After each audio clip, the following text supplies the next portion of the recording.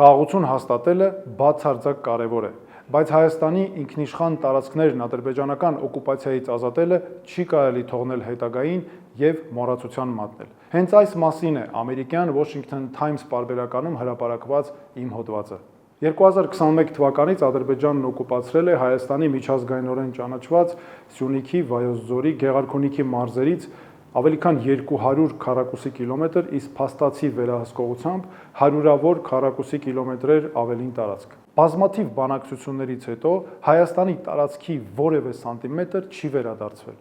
Օկուպացիոն որևէ ստորաբաժանում դուրս չի բերվել։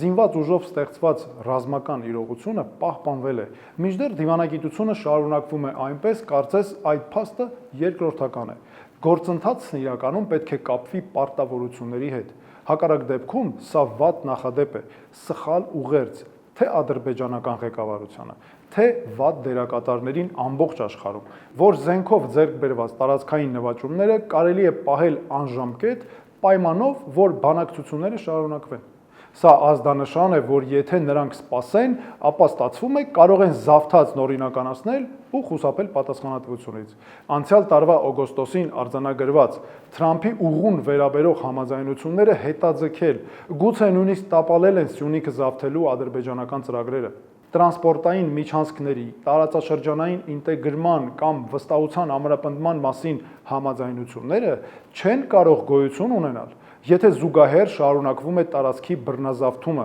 ԱՄՆ-ում օգոստոսի 8-ի հանդիպումից հետո Ադրբեջանի նախագահ Իլհամ Ալիևը հրապարակավ հիվանդ բնորոշեց հայ հասարակությանը։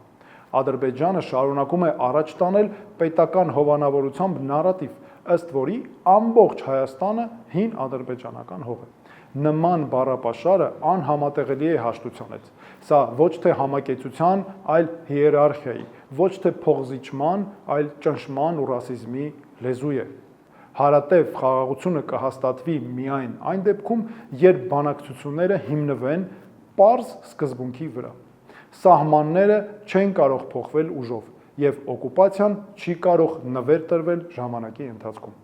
Հենց այս տրամաբանությամբ էլ մենք շարժվելու ենք մեր կառավարման ժամանակ։ Հասնելու ենք խաղաղության, բայց այն չի լինելու խաղաղություն, որը զավթողի բարի կամքի հույսին է, այլ խաղաղություն, որն արդյունք է հաստատված կոնկրետ մեխանիզմներով ու երաշխիքներով։